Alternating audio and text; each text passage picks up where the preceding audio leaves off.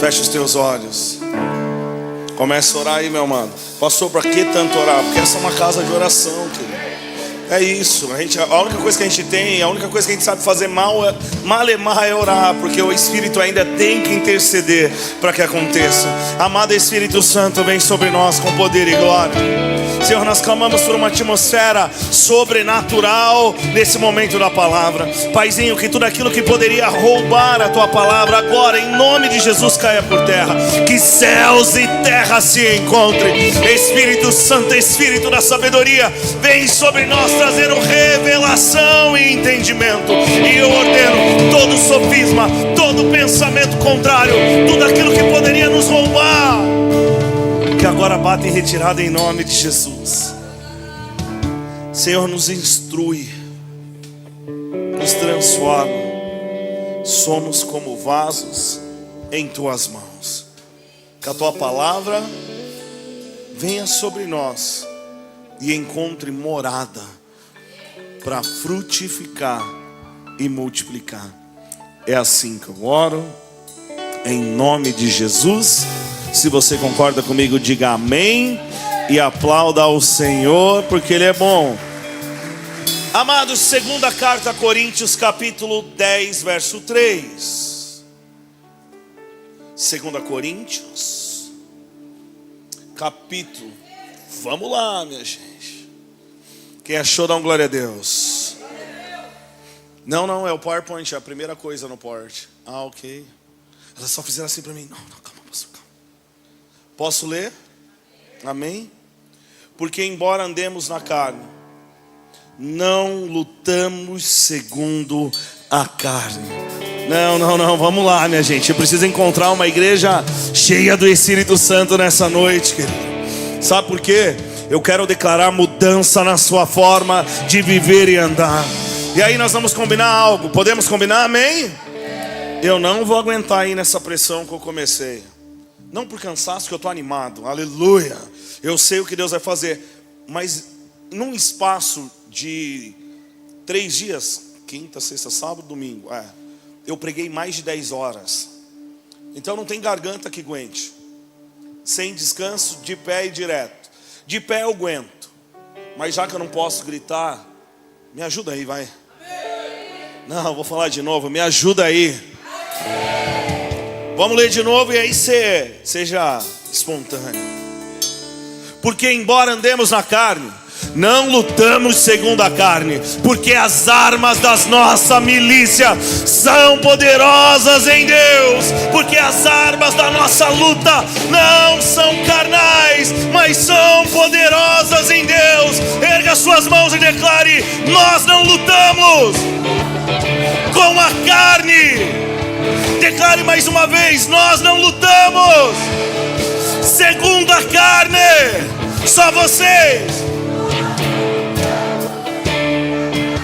Agora declare: eu não luto segundo a carne.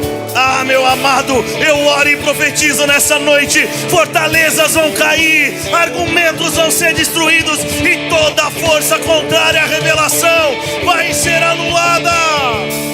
E se você me perguntar o porquê, eu te respondo: porque esse é o desejo de Deus. Você já parou a pensar nisso, querido? Deus nos projetou para andar neste mundo. Então, você não é um anjo, ainda que a sua esposa te diga: meu anjo. Não tem nada de errado. Você não é tão espiritual que só viva nas nuvens. A grande verdade é que o que Paulo está dizendo nesse texto é que nós, ainda que conheçamos o Senhor, andamos no mundo, na carne. A questão não é a forma que nós andamos, a questão é a forma que nós lutamos. Porque estar no mundo é uma dádiva. A vida, meu amado, ela é feita de lutas. Você vai sair o PowerPoint, gente, preciso dele. Você lutou. E começou lutando. A grande verdade é que para que você esteja aqui, um espermatozoide brigou com todos os outros. Você começou a vida lutando. Nós lutamos para fecundar um óvulo. Você lutou para nascer. Porque sem a força para lutar, não nasce. E aí, meu amado, depois de nascer, você lutou para aprender a andar. Porque a vida é assim. São lutas, mais lutas, momentos. Aprendeu para comer certo. Pastor, meu marido não aprendeu ainda. Ensina ele vai aprender. Mas é uma luta. Eu vejo os meus filhos, falo, pega o garfo direito, menino. Fecha a perna. Não come com essa asa. Um dia você vai sentar em mesas importantes. Então você tem que saber que talher é para quê. Parece coisas bobas, mas a vida é feita de pequenas lutas. A luta, meu amado, para andar de bicicleta. E sabe qual que é o lance? Andar de bicicleta é fácil depois que você aprende. Mas é muito difícil até você aprender. O que eu preciso que você entenda é que não tem vitória sem luta. Porque assim é a vida. A vida é feita de pequenas lutas. Eu me lembro bem do primeiro dia de escola. E eu não sei se você lembra, mas foi angustiante. Ver meu pai me deixando na porta da escola, me deixando com a minha mãe, ver minha mãe com seus olhos cheios de água, e então eles indo embora. Meu pai fez um ótimo trabalho, querido. Ele nos ensinou a ler e escrever antes de entrar na escola. E aí veio a angústia das crianças que não entendiam como um amiguinho podia ler e escrever. Depois, e eu quero que você entenda que eu estou falando das batalhas da vida, veio a batalha do primeiro amor. De você olhar alguém, no meu caso parecia o Cirilo e a Maria Joaquina, aleluia. Se você não sabe o que eu estou dizendo, você não tem cultura. Eu achava a menina espetacular, até ver a pastora, aleluia, para eu não apanhar, aleluia. E eu olhava para a pastora, não sei o que é, que pena, vai ver carrossel. Não teve o movimento que tinha que ter, gente, no PowerPoint. Ele é todo movimentado. A grande verdade, não deu certo, mas a gente não precisa dele não. Vamos embora? Amém? Eu lembro disso. De um desespero. Do primeiro fora, quem lembra do primeiro fora? Vamos lá, minha gente, quem lembra? Pastor, eu nunca tomei fora. Para de ser mentiroso. Fala para quem está do seu lado que essa sua cara é impossível. Eu lembro, querido, do desespero do primeiro dia da faculdade. Para todo mundo, tá bem, ele passou, porque na nossa época era diferente. Era tipo 70-1 para você entrar na faculdade. Não tinha Enem. Não tinha facilidade. Se o seu pai tinha dinheiro, você estudava na particular. Se não, você ralava até passar na universidade estadual. E aí quando você passava era festa. Mas aí você chegava na universidade, gente estranha, que povo esquisito. Dor, angústia. A angústia do primeiro emprego.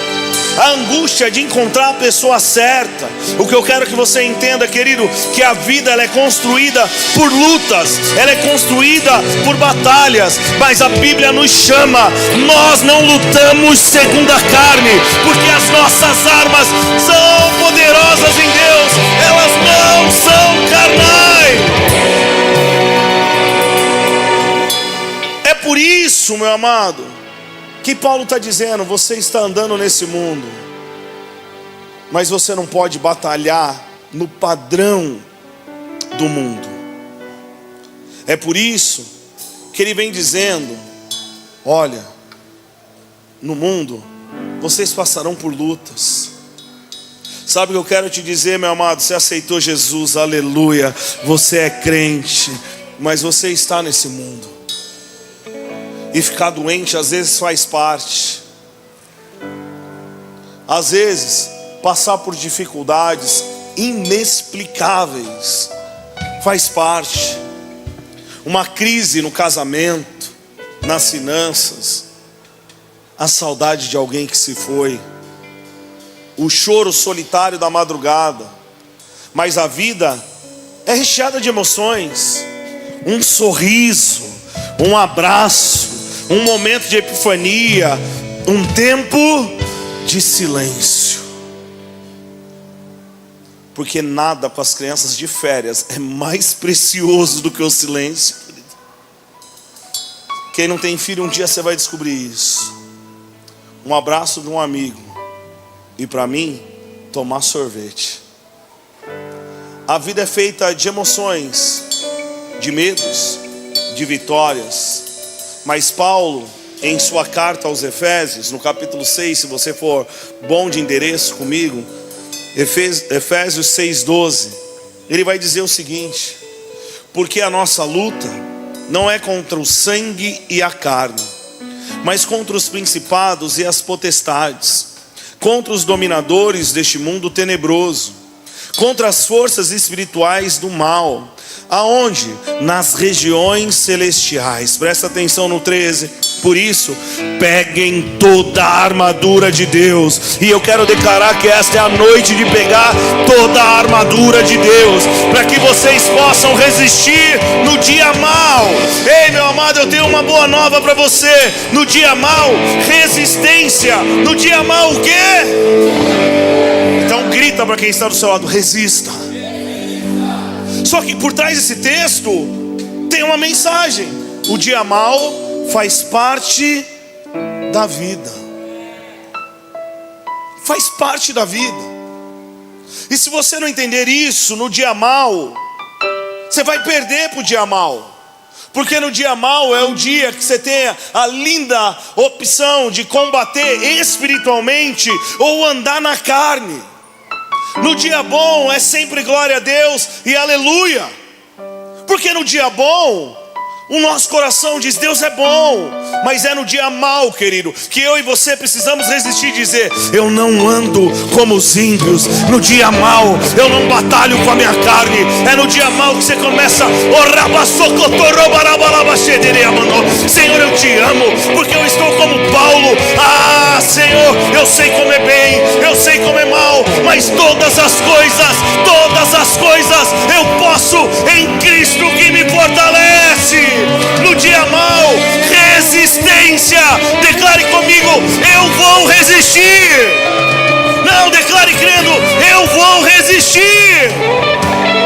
Porque depois do dia mau, a Bíblia é linda de dizer: depois de resistir e terem vencido tudo. Para quem resiste, vitória. Para quem vence, se torna alguém inabalável. Pastor, o que o senhor está me dizendo? Sabe aquela pessoa que às vezes te tira do eixo? Sei, pastor, eu casei com ele. Não é disso que eu estou dizendo. Sabe alguém que no trabalho que te persegue à toa? É nessa hora que você tem que dizer resistência. Porque a resistência que Paulo está dizendo é contra você mesmo, contra a sua natureza, que vai querer fazer justiça com as próprias mãos, que vai querer apontar o dedo e dizer: você é o errado, eu sou bom.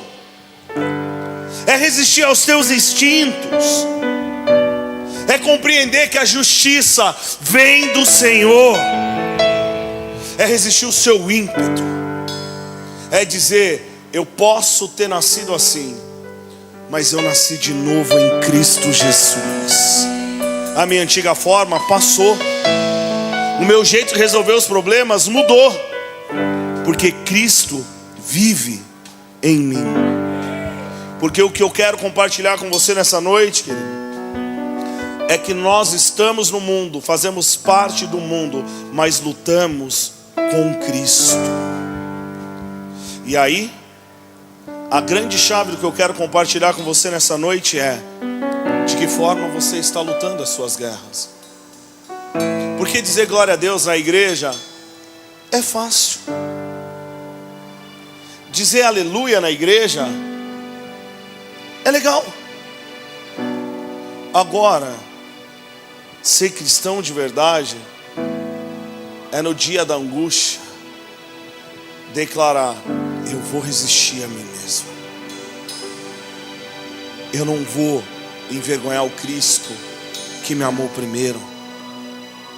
É ter um grito no seu coração que diz: Senhor, me dá o fruto do Espírito, gerando em mim domínio próprio, amabilidade. Eu não estou dizendo, querido, que isso é fácil, porque quantas vezes eu já perdi o eixo, quantas vezes eu ainda tenho que lutar com isso. Ontem foi um desses dias, por um triz. Mas sabe o que acontece, meu amado? Deus nunca procura a perfeição, Ele procura a disposição. Como podemos viver de forma prática? Como nós podemos lutar sem ser com a carne?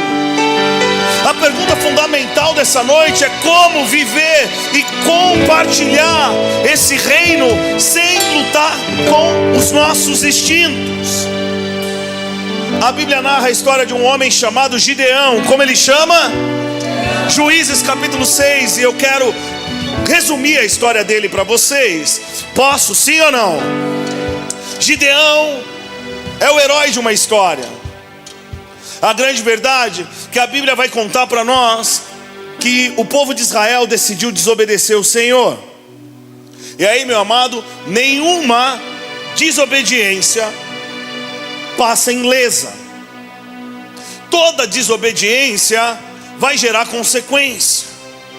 O povo desobedeceu, e a Bíblia conta que por 7 anos os inimigos vinham e roubavam tudo que o Israel produzia.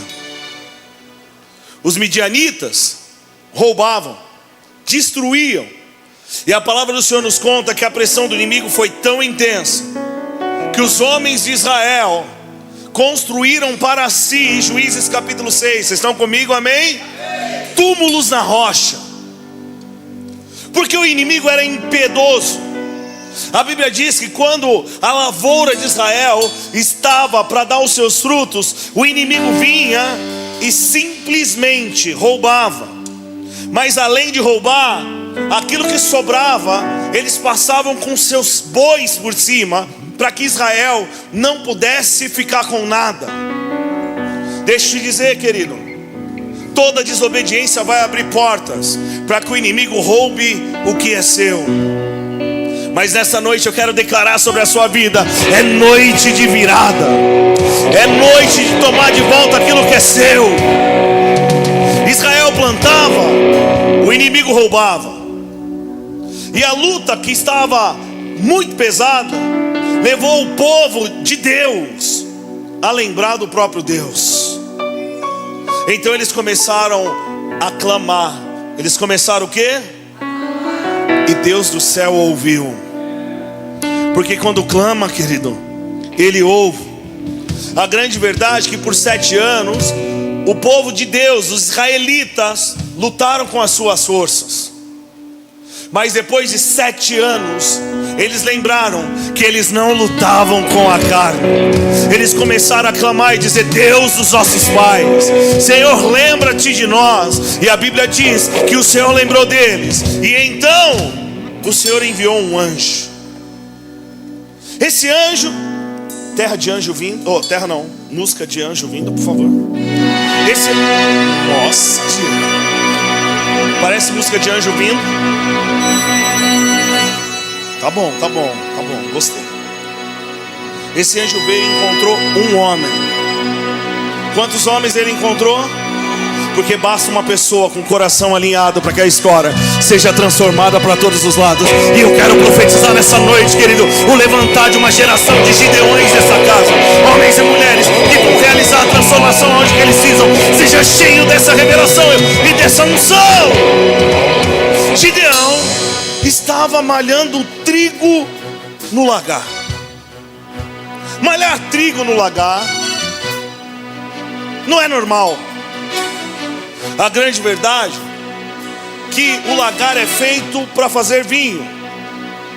Mas Deus, guarde essa frase que ela é muito violenta, Deus sempre procura pessoas excelentes. E ser excelente, querido, é você fazer o melhor que você pode fazer com o que você tem. Gideão não tinha outro lugar para malhar o trigo, e então ele está ali, esse é o melhor que eu tenho, então eu vou fazer com o melhor que eu tenho. Então ele pega o trigo, ele bate o trigo, a palha sobe, e então o fogo consome. Ele bate o trigo, a palha passa e o fogo consome. Pastor, não estou entendendo. Ei, meu amado, você quer receber a presença de Deus? Bate o trigo, deixa o fogo comer o que é palha. Bate o trigo, deixa o fogo comer o que não faz parte do fruto. Bate o trigo e deixa o Senhor levar. Ei, casa de honra, deixa Deus consumir, porque a Bíblia nos ensina, Ele virá com fogo consumidor e Ele vai consumir a palha. Vocês estão comigo? Gideão bate o trigo, o vento leva a palha, o fogo consome. O anjo aparece, tem uma conversa com o Gideão, e eu estou resumindo, então eu não vou narrar tudo. Mas a minha pergunta para você é: por que o anjo do Senhor foi ao encontro de Gideão? E a resposta é simples, querido. Deus ama pessoas excelentes, não perfeitas. Excelência é você fazer o melhor que se pode com o melhor que você tem. Gideão só tinha o lagar, então vamos para o lagar. Olha como isso é verdadeiro. 3 jovens, Pedro, Tiago, João, no barquinho, estão lá. Por que Deus entrou no barco de Pedro, Tiago e João? Porque eles pescaram a noite inteira. Eles não desistiram e estavam lavando as redes. Pastor, isso não faz sentido. Faz, querido, porque só lava a rede quem vai voltar a pescar daqui a pouco. Eles estavam dizendo, vamos dar o nosso melhor. Você quer que o anjo do Senhor venha ao seu encontro, querido? Começa a dar o seu melhor, porque o anjo vem para aqueles que estão fazendo o máximo no natural, para que o sobrenatural venha sobre o natural. Eu quero profetizar excelência sobre a sua vida. Tempo de visitação do Senhor. Olha outra loucura. Tinha um mais jovenzinho, o nome dele era Davi. Qual é o nome dele? Davi. Ele matou o leão e o urso. Um moleque. Agora pensa comigo, que pai ia aplaudir o filho que lutou com leão e urso por causa de ovelhas malhadas? A grande verdade é que Davi tinha um espírito de excelência. Então ele falou, se é para defender, eu vou defender com unhas e dentes, porque Deus procura homens e mulheres excelentes. Um outro homem, agora mais maduro, chamado de Saulo, ele era tão impiedoso que ele pegou cartas para destruir uma seita que ele não conhecia. Só que Deus olhou do céu e falou, esse Paulo é excelente, hein? Deixa eu derrubar ele um pouquinho. Deixa eu alinhar o foco dele, deixando ele cego 3 dias. Você quer ser encontrado por Deus, querido? Ande na excelência, porque Ele sempre vai buscar os excelentes. Excelente é fazer o melhor que você pode com o melhor que você tem. Gideão está conversando com um anjo. A conversa é longa e eu vou resumir apenas a conclusão. O anjo diz para Gideão, Gideão, vai na tua força, homem valente, porque você vai ser libertador de Israel. Gideão faz provas com o Senhor, mas de repente, nessa conversa, Gideão fala, tá bom, e você leu esse texto comigo, se eu encontrei favor com o Senhor, deixa eu entregar uma oferta. Ele traz a oferta, vocês estão comigo, amém? O anjo toca o cajado, ali era o próprio Deus. Gideão destrói os altares de Baal e o poste de Azerá. Os homens da cidade descobrem que ele tinha destruído os deuses pagãos, e então eles decidem matar Gideão. Mas aqui eu tenho uma boa nova para você, meu amado. Quem vive pelo chamado, pelo Deus que chama, é protegido. Quem vive pelo chamado, pelo Deus que chama, é protegido.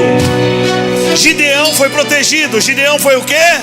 Erga sua mão e declare: Senhor, me protege. Não, declare crendo: Senhor, me protege. Mas eu quero te dizer algo: quem vive pelo chamado, o Deus que chama, protege. Então, depois que o Senhor o protegeu, Deus livra Gideão dos seus irmãos. Parecia que tudo ia bem, mas a vida, querido, é uma caixinha de surpresas. Aqui parecia que, bom, já venci.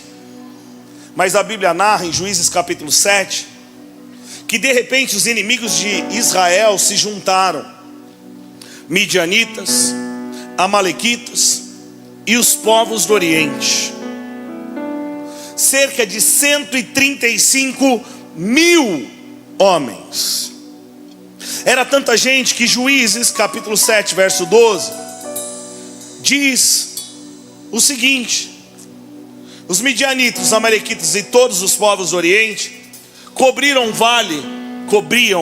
o vale como uma nuvem de gafanhoto. Os camelos deles era como uma multidão inumerável, como a areia que está na praia.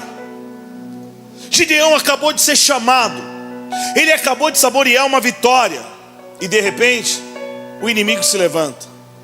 Você vem no culto, dá glória a Deus, diz aleluia, recebe uma profecia, Deus revela algo ao seu respeito, e de repente o inimigo se levanta. Mas ele não se levanta de forma pequena. A grande verdade é que ele se levanta com cerca de 135 mil homens. E Israel só tinha lavrador, porque os homens de guerra já tinham morrido. Mas eu quero te explicar algo com muito carinho, querido. Deus é o Deus que transforma lavradores em guerreiros. E eu quero profetizar sobre a sua vida, que nessa noite você seja revestido de poder, meu amado, de uma forma tão violenta que você nunca mais vai ser o mesmo. E se você me perguntasse, eu te diria por quê? Porque a nossa luta não é contra o sangue e a carne, mas contra os principados e as potestades, contra os dominadores deste mundo tenebroso, contra as forças espirituais do mal nas regiões celestiais. As armas das nossas milícias são poderosas em Deus para destruir o inimigo. 135 mil homens. Mas Deus olhou o exército de Israel e falou: tem muita gente. Deus falou o que, igreja? Para fora. Deus falou o que? De vez em quando Deus está olhando para você e está tirando gente. Gente que não é má, mas é gente que não está no tempo de viver a promessa que está te aguardando. Gideão convoca o povo, e do lado de Israel se levantam 32 mil homens. 32 contra 135 mil. Se você fizer essa conta, dá 4 homens para cada soldado de Israel. Tá ruim. Mas se os caras treinarem direitinho, talvez no tiro, no tapa, na mordida, não sei. Mas Deus olhou os 32 mil e chamou Gideão e falou assim para Gideão: Gideão, tem gente demais. Olha para quem está do seu lado e diz para ele: tem gente demais. Porque Deus vê o que a gente não vê, Ele sabe o que a gente não sabe, e Ele escuta o que a gente não escuta. Então o Senhor chegou para Gideão e falou assim: Gideão, tem gente demais. Chama os homens e pergunta aí, quem está com medo? 20 mil ergueu a mão. 22 mil. De 32, gente do céu. 32 menos 22. Estou avisando antes de você pôr no celular e calcular. 32 menos 22, quantos sobraram? 135 para 1. Agora arrochou. 135 para 1. Tá difícil. Mas Deus olhou os 10 mil e falou: ô Gideão. E eu fico imaginando o Gideão falando de novo. Porque às vezes Deus está tirando gente da sua vida e você quer agarrar gente que Deus está tirando. Quem Deus está tirando, você fala assim, ó: vai com Deus. Não canta o resto da música não. Tchau. Porque essa pessoa não é má, ela só não faz parte do propósito que Deus está separando e te levantando para viver. Dos 10 mil, dos 12 mil, 10 sobraram 300. E aí, se você fizer o cálculo, você assusta mais. Porque, meu amado, se você pegar 135 mil homens e dividir por 300, dá 450 para 1. Era impossível.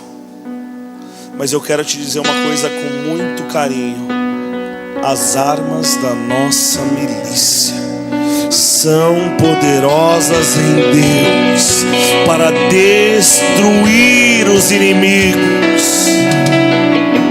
Mas Gideão, ele estava vivendo como homem. E aí, meu amado, a Bíblia é clara em dizer que Gideão estava com medo. Porque deixa eu te explicar algo: ter medo é natural. Só não tem medo quem é louco. Porque medo nos defende. Se você não tem medo de nada, provavelmente sua vida não vai durar muito. Porque medo faz parte da vida. Todo mundo tem medo. Porque é um sentimento humano. Como lemos, nós andamos na carne, mas não lutamos na carne. Deus mais uma vez chamou Gideão. E até aqui tudo bem, gente? Amém? Falou: Gideão, deixa eu te mostrar. Gideão, vai até o arraial do inimigo. E agora a coisa piorou. 135 mil, Gideão e um comparsa. Só que quando eles entram no arraial do inimigo, o inimigo está falando a respeito dele. Está dizendo: eu vi um pão que girava e destruía o arraial. Eu vi a mão do Senhor sobre eles, agindo sobre nós. E o que você pode não estar entendendo nessa noite, querido, é que os seus inimigos já sabem nas regiões celestiais aquilo que Deus vai fazer a respeito da sua vida. Basta crer. E eu profetizo sobre a sua vida nesta noite. É noite de receber visão do céu. Seja cheio de coragem. Gideão está pronto. Gideão está o quê? Então vamos para a luta. Só que Gideão tinha entendido que a luta não é na nossa carne. E aí eu quero ler com você Juízes capítulo 7, do verso 16 em diante. Na hora que você achar, você dá glória a Deus. Então repartiu os 300. Você consegue imaginar o desespero, querido? 32 mil, sobrou 300. Menos de 1%. A grande verdade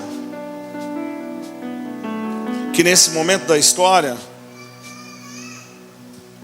se Gideão, eu acho que está mutado lá. Se Gideão olhasse para números, ele tinha parado. Sabe o que eu quero te dizer, querido? Muitas vezes a gente está fazendo muito cálculo, ao invés de olhar para o Deus que está nos chamando para viver. Posso ler o texto? Então repartiu os 300 homens em 3 companhias. Entregou a cada homem uma trombeta e um cântaro vazio, com uma tocha dentro dele. Declare comigo crendo: a trombeta. Crendo, querido, a trombeta, o cântaro e a tocha. Mais uma vez. Mais uma vez. Volta para o texto. E disse-lhes: olhem para mim e façam como eu fizer. Quando eu chegar às imediações do arraial, assim como eu fizer, façam vocês. Quando eu tocar a trombeta, e todos os que estiverem comigo, então vocês tocarão também a sua trombeta ao redor do arraial, e dirão: pelo Senhor e por Gideão. Gideão e os 100 homens que estavam com ele chegaram às imediações do arraial por volta da meia-noite, pouco tempo após a troca das guardas. Tocaram as trombetas e quebraram os cântaros que tinham nas mãos. Assim, as 3 companhias tocaram as trombetas e despedaçaram os cântaros. Seguraram a tocha na mão esquerda e a trombeta na mão direita e gritavam: uma espada pelo Senhor e por Gideão. E cada um permaneceu no seu lugar ao redor do arraial. Todo o exército dos midianitas começou a correr, a gritar, a fugir. E ao soar das 300 trombetas, o Senhor tornou a espada de um contra o outro, e isso em todo o arraial que fugiu. E o resumo dessa história, que daqui para frente, querido, não foi necessária uma espadada, não foi necessário um tapa, foi necessário apenas 3 coisas que você já falou nessa noite.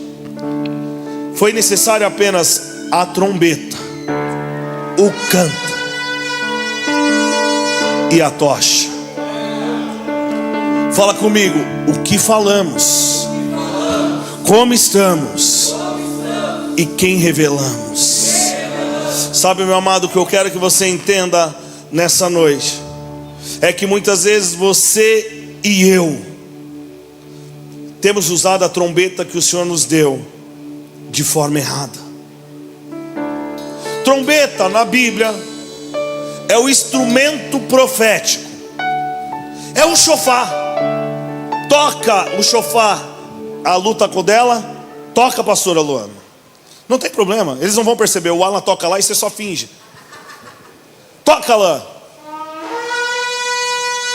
Agora imagina 300 desse. O barulho que não fazia. Vocês ouviram da pastora Luana? Então são 2 para 300, aleluia. Pastor, não ouvi, tenha fé. Mas o que eu preciso que você entenda é que você não precisa da trombeta como um instrumento. Quando Deus nos criou, querido, Ele soprou sobre nós o seu hálito, e a trombeta do povo de Deus se chama boca. O grande lance que nós temos perdido a guerra porque a gente tem falado demais, tem gritado na hora errada, tem profetizado o contrário.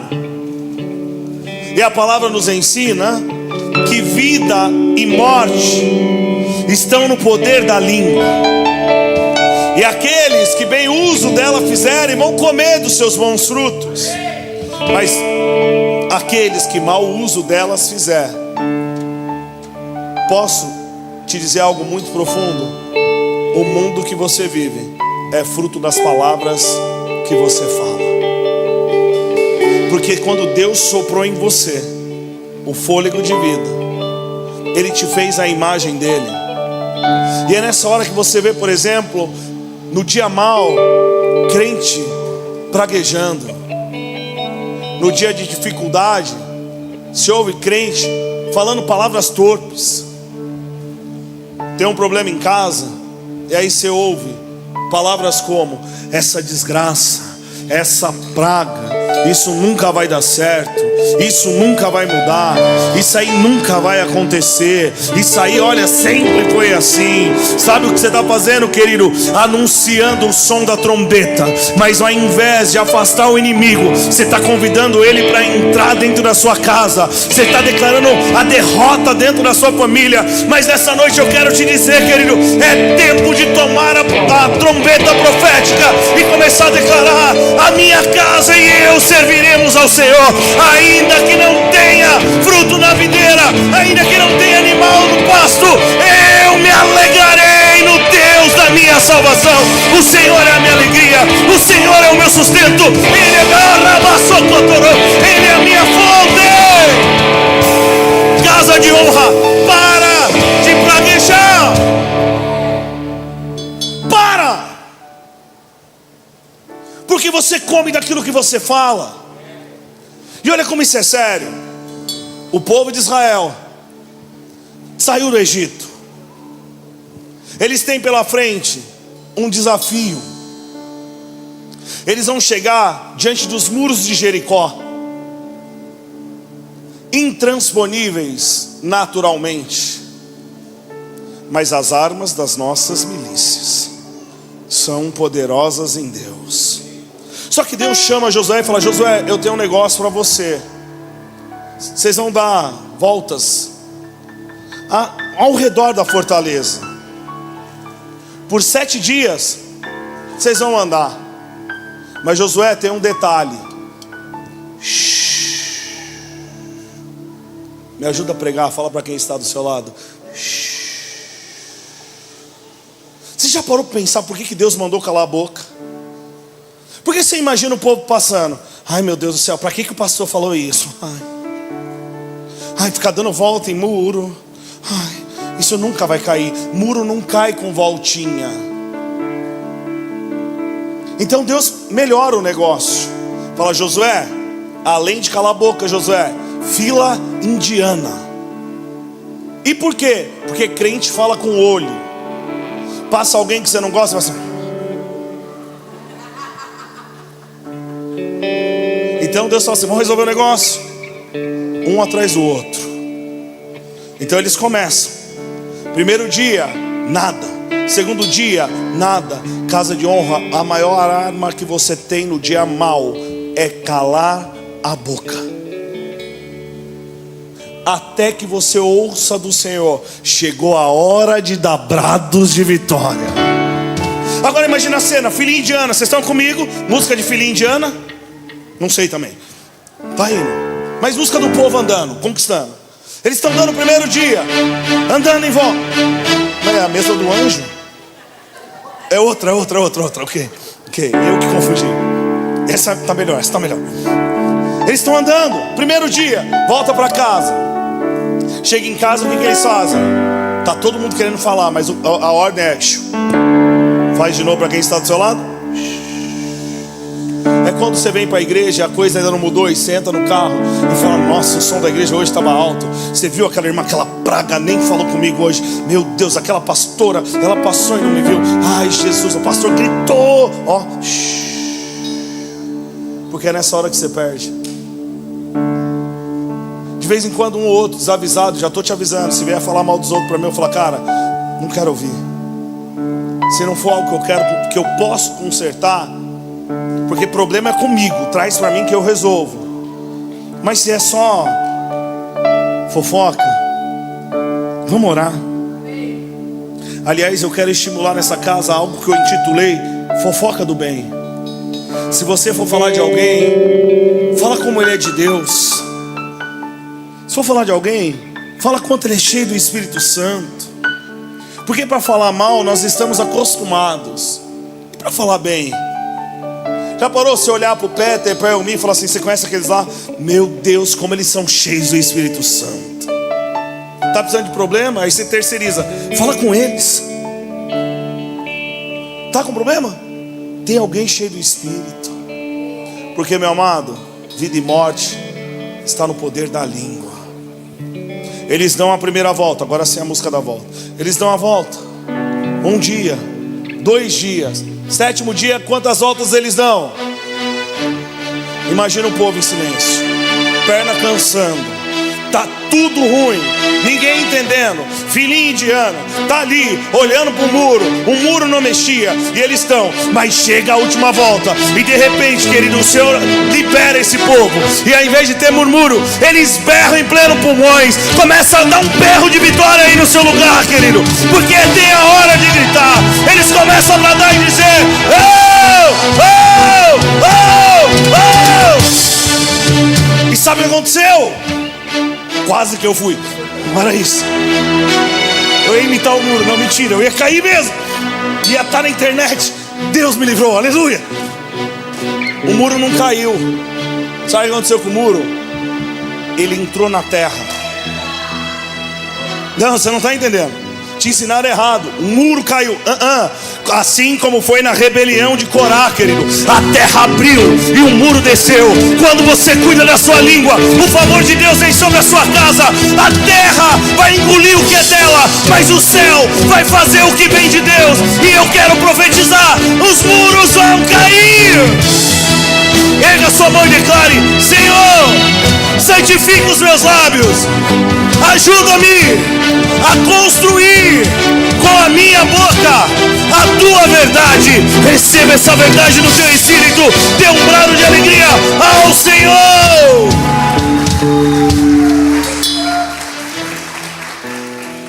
A trombeta. O que vem depois? O cântaro. A Bíblia diz que nós somos como vasos.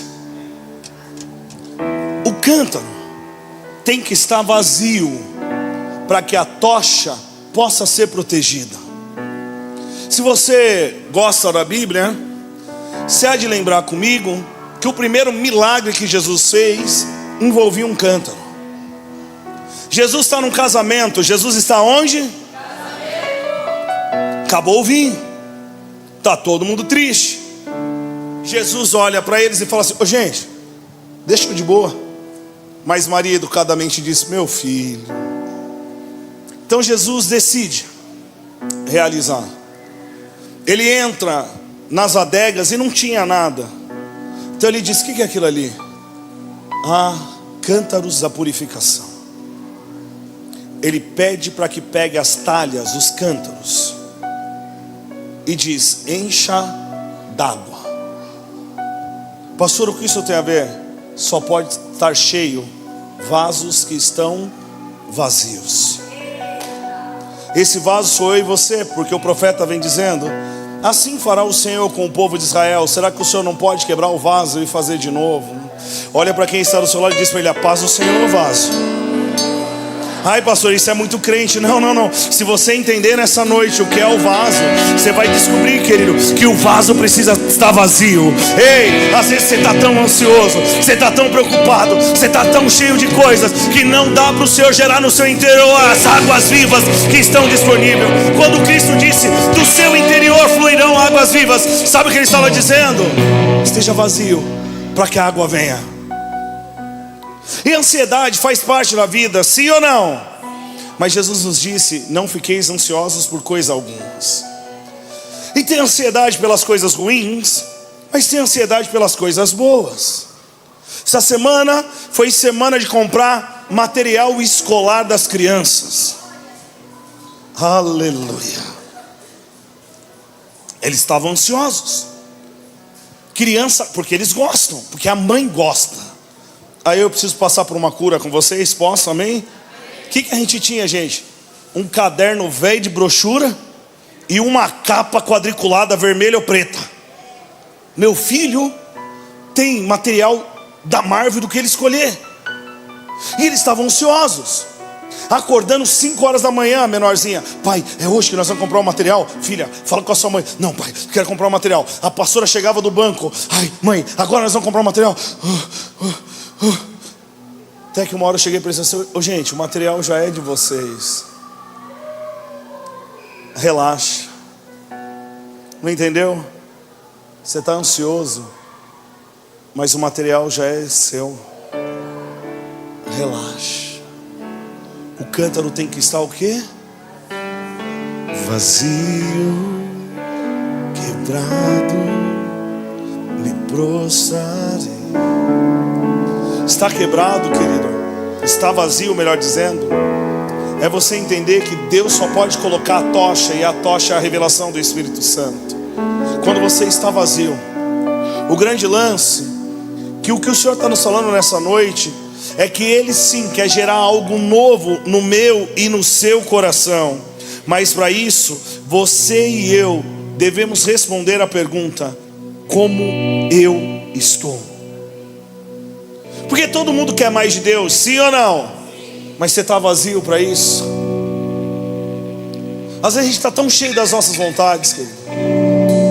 Esse vaso que cobre a tocha, ele só pôde cobrir a tocha porque ele não tinha nada dentro. E esse cobrir a tocha não é cobrir o Espírito, é proteger o seu relacionamento com o Espírito. O que esse símbolo quer dizer, querido? Que quando você está vazio do que está no mundo, quando você está vazio de si mesmo, você protege o seu relacionamento com o Espírito Santo. Ele começa a ser o mais importante na sua vida. Você acorda, ao invés de olhar o WhatsApp, olhar o telefone, você acorda dizendo: meu amigo Espírito Santo, eu acordei vazio, enche-me com a tua presença. Você vai almoçar, querido, você vai sentar na mesa e vai dizer: meu amigo Espírito Santo, eu estou vazio, enche-me com a tua presença. Aonde você for, quando você está vazio, você vai descobrir que tem uma tocha esperando que você a proteja. Pastor, me explica. Paulo disse: não apagueis o Espírito Santo. Vaso cheio apaga o Espírito. Apaga com traumas, apaga com vontades, apaga até com as bênçãos. Jesus se entregou na cruz do madeiro, porque a Bíblia diz que Ele não teve por precioso o seu trono, nem a sua glória, mas Ele se esvaziou e se fez homem. Porque, meu amado, a glória de Deus só pode se manifestar em homens e mulheres que decidiram se esvaziar de si mesmos. O símbolo desse cântaro é o símbolo das nossas vidas. Porque quando Paulo vem dizendo: olha, nós não lutamos como o mundo luta, ele está dizendo: se esvazie de si, porque a nossa luta é espiritual, ela não é natural. Nós não lutamos como os homens lutam, nós lutamos pelo Espírito do vivo Deus. Feche os teus olhos e eu vou continuar. Mas para falar da tocha, eu preciso que você esteja vazio. Porque se você não estiver vazio, não tem como proteger a tocha. Entender isso é compreender que só há um caminho. É dizer para o Espírito Santo: me ajuda, eu quero me esvaziar, eu preciso. É compreender o que a Bíblia diz: lançai sobre Ele todas as suas angústias, as suas ansiedades, os seus pensamentos. Nesse momento da palavra, querido, eu quero declarar sobre a sua vida cura, libertação. Mas também quero te chamar a decidir proteger o seu relacionamento com o Espírito Santo. E essa decisão é sua. É você agora que tem que dizer para Ele: eu me esvazio, eu me esvazio. Senhor, eu me esvazio dos meus pecados, eu me esvazio dos meus traumas, eu me esvazio das minhas vontades. Senhor, eu me esvazio. Senhor, eu me esvazio. Porque, meu meu amado, daqui para frente eu vou começar a falar com você sobre o Espírito Santo. Só que para que você possa ser cheio e batizado desse Espírito, querido, primeiro você tem que estar vazio. Então começa a pedir perdão se você tem que pedir perdão. Começa a pedir libertação se você tem que pedir libertação. Começa a entregar a Ele os seus anseios. Começa a entregar a Ele as suas vontades. E eu vou te dizer, querido, quando a igreja começa a fazer isso, oh aleluia, prepare-se, é a hora que o Senhor dos exércitos se levanta. E Ele jamais perdeu uma batalha, Ele jamais perdeu uma guerra. Aí é a hora que o sobrenatural se manifesta.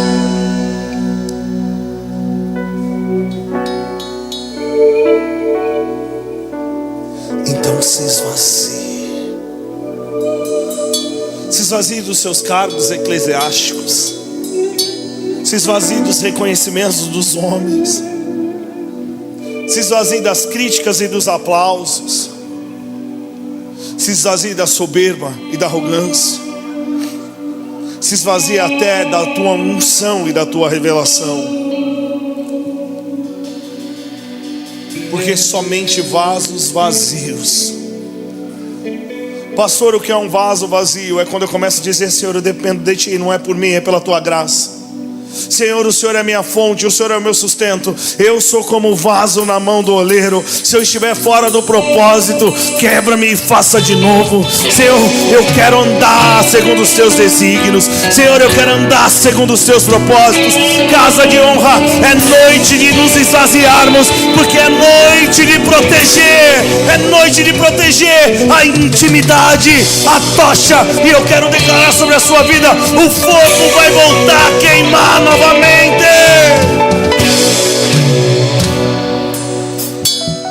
Me dê a sua atenção.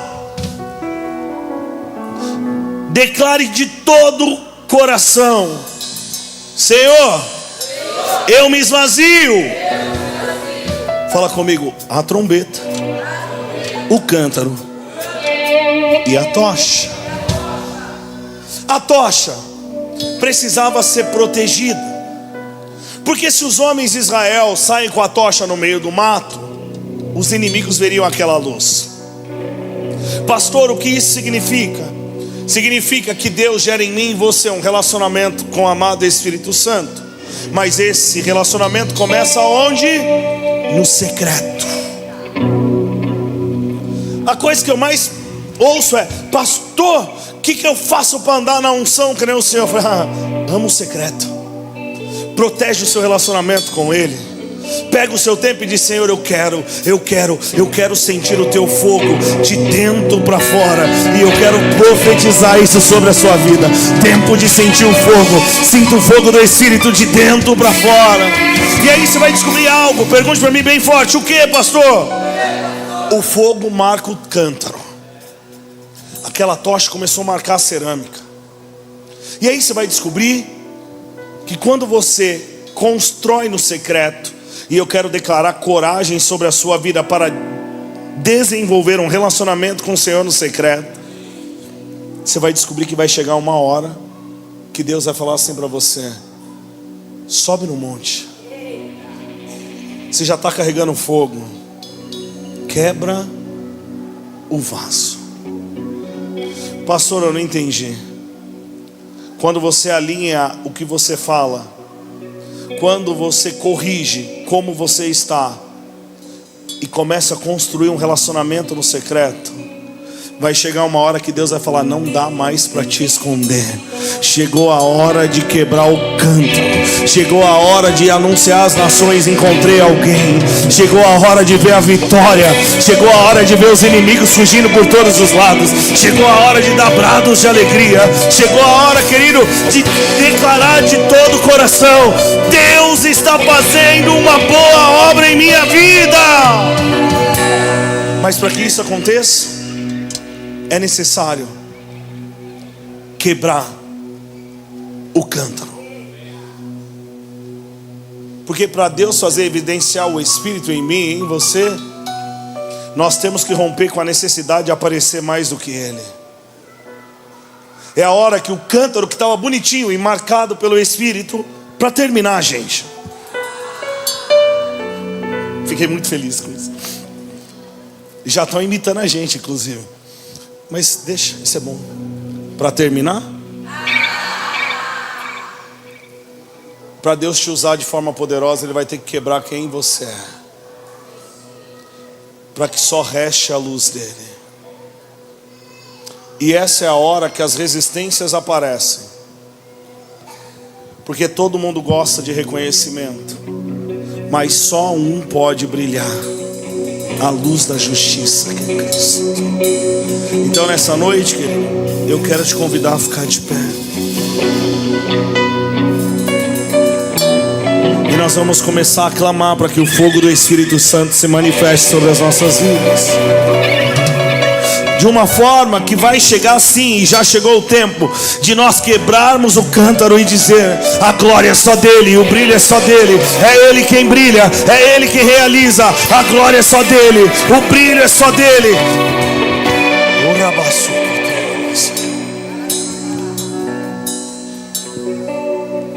Porque nós estamos neste mundo, mas não batalhamos com as armas deste mundo. Gideão, terminando a história, volta como um vencedor. E essa história, você já deve ter percebido, virou livros, virou filmes, virou tantas coisas. Mas a verdade é que aquilo que Deus fez com Gideão, Ele continua fazendo em nossa geração. Então nessa noite, querido, o meu papel aqui é ser como Gideão e formar mais 300 Gideões. O meu papel nessa noite é te convidar a tomar a sua trombeta. O meu papel nessa noite é entregar a você uma tocha que não vai se apagar. O seu papel é dizer: eu vou proteger esse fogo que eu vou receber, eu vou cultivar esse fogo que eu vou receber, e declarar: Deus, no tempo certo, me diz quando eu preciso quebrar o cântaro. Ei Deus, eu estou disposto a quebrar o cântaro, mas primeiro eu preciso do fogo do teu Espírito. Eu preciso do fogo do teu Espírito. Eu preciso do fogo do teu Espírito. Então erga suas mãos e comece a clamar pela presença,